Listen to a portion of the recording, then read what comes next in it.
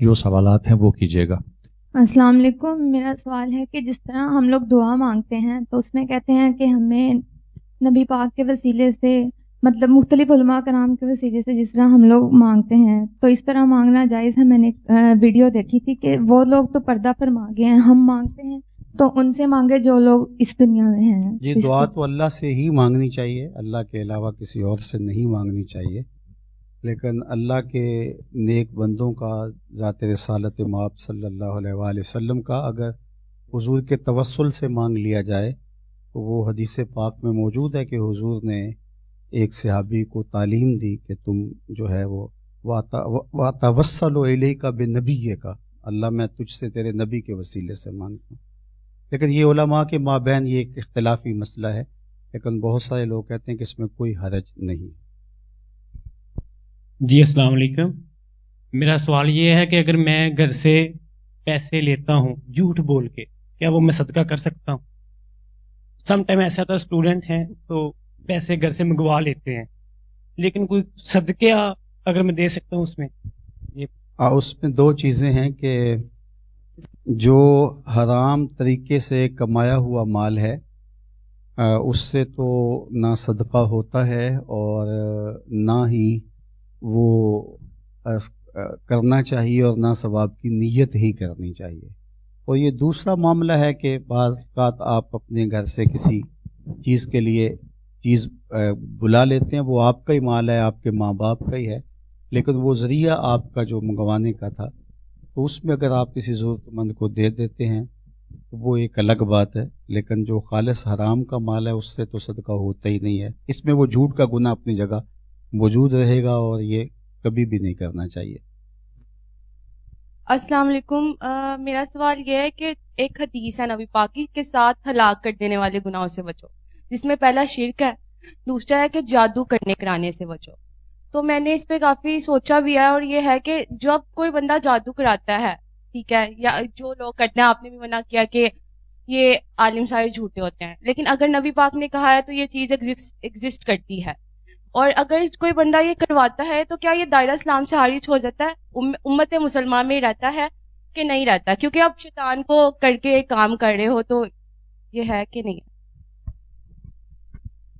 जादू और इस तरह की जो जितनी भी चीज़ें हैं इनमें जो कुफरिया कलिमात बोले जाते हैं उससे तो ज़ाहिर है बंदा मुसलमान नहीं रहेगा।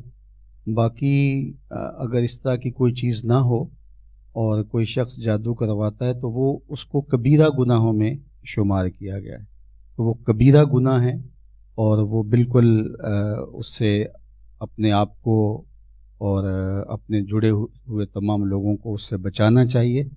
और तीसरी बात मैं ये अर्ज़ करूँगा कि इस वक्त जादूगर तकरीबन पाए ही नहीं जाते। ये जो आमिल वगैरह बैठे हुए होते हैं ये हाथ की सफाई से कर रहे होते हैं और धोखाधड़ी कर रहे होते हैं, तो ये जादू शादू होता भी नहीं है। ये लोगों को बेवकूफ़ बनाने के लिए ये सब इन्होंने ड्रामे किए हुए हैं। तो इनसे कुरान मजीद के अंदर दुआएं मौजूद हैं, अहादीस के अंदर मासूरा दुआएं हैं, वो पढ़ें और मुश्किलात के लिए अल्लाह से रुजू करें, तो इन लोगों के पास जाने की बिल्कुल ज़रूरत नहीं है।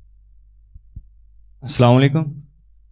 जैसे कि आप आपने बताया कि आज़म सल्लम की सिफात में से एक था कि वो कमज़ोर के साथ खड़े होते थे और जो हक़ के राह में जिनके ऊपर मसाइल आते हैं उनके साथ खड़े होते थे। जैसे कि अभी फ़लस्तीन के हालात सबको पता है, तो हम ऐसा मुस्लिम, हम सबके दिल में हमदर्दी है उनके लिए, पर ऐसा हमारी अप्रोच नहीं है इतनी कि हम उनके लिए कुछ डायरेक्टली कर सकें। तो अभी ऐसा हम लोग क्या कर सकते हैं जिससे उनके लिए भी हम बेहतरी कर सकें और हम भी अपने किरदार में बेहतरी कर सकें? ये इंतहाई दर्दनाक सूरत हाल है इस वक्त जो उम्मत मुस्लिमा को दरपेश है, और आपने ये जो सवाल किया है इसका उस तरह से जवाब इसलिए हम नहीं दे सकते कि हम इस वक्त बेबसी और बेहिसी की इंतहा पे खड़े हैं। तो असल तो ये बनता है हुकूमतों का, और हुकूमतों के पास वसाइल भी हैं और इतनी भारी भरकम फ़ौजें और 56-57 इस्लामी मुल्क और ये हरबी महारतें और ये सब कुछ, लेकिन आज उम्मत का वजूद एक मुर्दा घोड़े की तरह हो गया है। और उसके नतीजे में जो हो रहा है वो हुजूर अलैहिस्सलाम ने फरमा दिया था कि कुर्ब क़यामत में लोग ऐसे टूट पड़ेंगे मुसलमानों पर जिस तरह भूखे खाने की प्लेट पे टूटते हैं। तो अर्ज़ की हुजूर क्या उस वक्त हम थोड़े होंगे? फरमाया बहुत ज़्यादा होंगे, लेकिन तुम्हें वहन के मर्ज में मुब्तला होने की वजह से दुश्मनों के दिल से रोब उठा लिया जाएगा। तो अर्ज़ की हुजूर वहन क्या है? फरमाया हुब्बुद दुनिया व कराहियतुल मौत, दुनिया की मोहब्बत और कराहियत मौत। लेकिन इन हालात के अंदर भी तड़पने वाले बेचैन लोग जिस तरह आपके सवाल से ज़ाहिर है मौजूद हैं। तो ज़ाहिर है कि हम तो अब ये जो सरहदाती लकीरें हैं तो क्या कर सकते हैं। दूसरा यह है कि उनकी माली मदद की जाए। तो इस वक्त सूरत हाल जो कंट्रोल की गई है वहाँ, तो माली मदद भी उस तरह नहीं हो पाती। कुछ लोग तंजीमें मुख्तलिफ ज़राए से जो कर रहे हैं, हम उनकी हौसला अफजाई करते हैं। हम भी किसी न किसी अंदाज से उनकी माली मदद की तरफ बढ़ रहे हैं, और कुछ ना कुछ माजी में शुरू किया था लेकिन वो बिल्कुल रुक गया था काम। तो ये एक ज़रिया हो सकता है। और सबसे बड़ी कि उनके लिए आवाज़ उठाएं और अपने हुक्मरानों को 56-57 इस्लामी मुल्कों के अवाम मजबूर करें कि आप जो हैं वो हमारे बड़े हैं और आपको ये करना चाहिए, और उनको मजबूर करके उस समत ले आएं कि वो उन मजबूरों और लाचारों की मदद करें। क्योंकि जब दुनिया पे जुल्म होता है तो उसके असरात पूरी दुनिया के ऊपर पड़ते हैं। तो मत समझें कि ये फ़लस्तीनियों के बच्चे मर रहे हैं, उसके असरात हर घर तक पहुँचेंगे और ये उम्मत कभी भी चैन नहीं पाएगी और दुनिया भी जो है वो अमन से महरूम हो जाएगी। तो हमें उनके लिए भरपूर आवाज़ उठानी चाहिए। जिस फोरम पे हम हैं वहाँ उनके लिए हम भरपूर आवाज़ उठाएं। हम इस वक्त यही कर सकते हैं। अस्सलाम वालेकुम वरहमतुल्लाह। आई हैव अ क्वेश्चन कि आपने बताया कि हमें सदका देना चाहिए हमारे जो रिश्तेदार हैं जो हमसे नाराज़ होते हैं। तो कुछ लोग कहते हैं कि सदका देते वक्त बताना लाजमी होता है कि आपको बताना चाहिए कि ये सदका है। तो हम बता के दे सकते हैं या फिर जस्ट एज अ हेल्प भी हम उनकी कर सकते हैं कि सिर्फ हेल्प के तौर पर उनको दिखा देंगे, तोहफे के तौर पर? सदका देने के लिए बताना ज़रूरी नहीं है। जो सदका नाफिला है वो तो आप जिसको मर्जी दे दें, अमीर को भी दिया जा सकता है, गरीब को भी दिया जा सकता है, तोहफा हदिया जो भी है, या किसी के साथ तावन करें। बाकी जो सदका वाजिबा है जिस तरह ज़कात है, सदका फितर है, या मन्नत का जो है वो पैसा है, तो वो आप मुस्तहिक को दे सकते हैं जो गरीब है। तो आपको ये मालूम होना काफ़ी है कि वो गरीब है और वो इसका इस्तेहकाक रखता है। तो उसको बताना और उससे पूछना नहीं चाहिए, बल्कि उसको दे दें। हाँ, अगर किसी के बारे में आपको ये अंदाज़ा ना हो कि वो इस्तेहकाक रखता है या नहीं रखता, तो उससे पूछने में कोई हरज नहीं है। बाकी ये कोई ज़रूरी नहीं है किसी को बताया जाए। अस्सलाम वालेकुम वरहमतुल्लाहि वबरकातुहू। मेरा आपसे सवाल ये है कि आज की जो यूथ है ये बहुत ज़्यादा डिप्रेशन का शिकार है। ख़ासतौर पर यहाँ पे बहुत से लोग बैठे हुए हैं, स्टूडेंट्स ही, अपने फ्यूचर को लेके, करियर को लेके, फैमिली को लेके। उन्हें लगता है हम लोग स्ट्रगल भी करते हैं अच्छी चीज़ों के लिए, लोगों के साथ अच्छा चलने के लिए भी।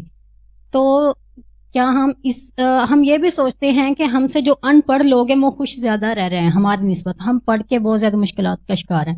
तो क्या इसके में ये जो हमारा कानूनी निज़ाम है इसका कोई हिसाब है, या इस तरह हम कहते हैं कि अल्लाह हमसे राज़ी नहीं हो रहा, हमारी दुआएं कबूल नहीं हो रही? इस सिलसिले में आप क्या फरमाएंगे? हमने मुस्तकबिल क्या समझा है? गाड़ी अच्छी, अच्छा घर और लग्जरी ज़िंदगी, ये हमारा मुस्तकबिल।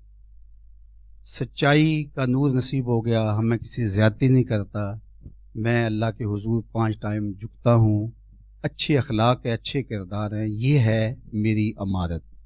और गुर्बत और अमारत का ताल्लुक हमने सिर्फ पैसे से और मादी वसाइल से समझ लिया। तो ये बात एक तो जहन में रखें, ये अल्लाह की तकसीम है। अल्लाह किसी को ज़्यादा देता है, किसी को कम देता है, उसकी तकसीम पे राज़ी रहना चाहिए। उसके लिए अल्लाह के रसूल सल्लल्लाहु अलैहि वसल्लम ने बहुत खूबसूरत नुस्खा इरशाद फरमाया, उन्जुरू इला मन हुवा अस्फल मिनकुम। फरमाया अपने नीचे देखने की आदत पैदा कर लो, सौखे हो जाओगे।